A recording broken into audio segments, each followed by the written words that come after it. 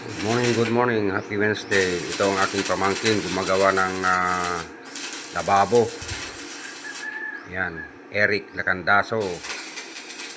Ito po, kung may pagawa kayo, tawagan nyo lang ako at pupuntahan namin gagawin. Yan.